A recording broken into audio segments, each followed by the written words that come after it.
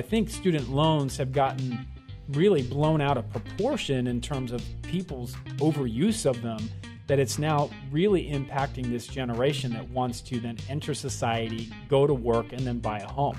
Yeah, without a doubt. I mean, well, it starts off with a couple things.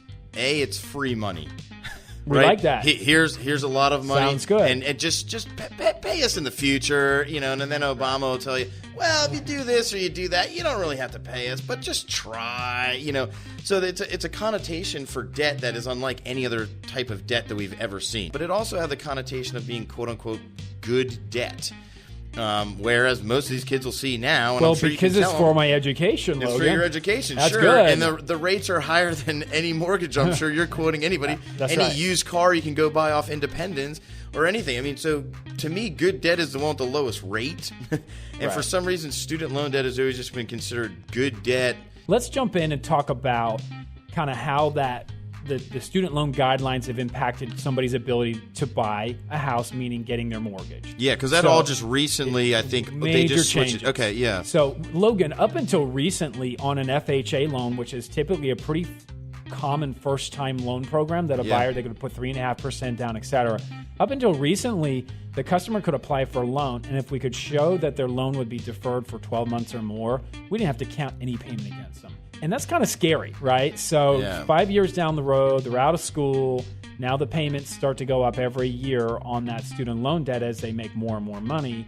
Now they might not be able to afford that same home that they afforded when they didn't have a payment, when it was deferred, right? So the new guideline under the FHA guides basically state that we have to either do 1% of the balance, which think about 1% of the balance on $140,000 loan. That's a $1,400 payment, right? Okay, or in some cases, the government will allow what they call an income-based repayment model. The government recognizes there's no way they're going to be able to make that big fat payment. So they'll reduce that payment down to a more sizable payment, which can still help them get into a home, but they're paying something. It's not nothing anymore, which I think is really, really important.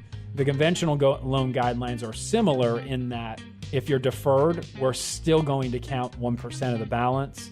If you're out of deferment, then we'll use the payment that the credit report publishes or 1%, whichever is greater. So that conventional loan for that first-time buyer putting 3 or 5% down, sometimes we have to move them into an FHA loan because they don't qualify for the conventional. Because 1% would assume you're paying it off in like 8.5 years, when most of these people are doing, I think, 20 year. 20, exactly. Yeah, 15, 20. Some are even going to 25-year repayments. Okay, so that has a pretty big impact now to what they can afford on a monthly basis.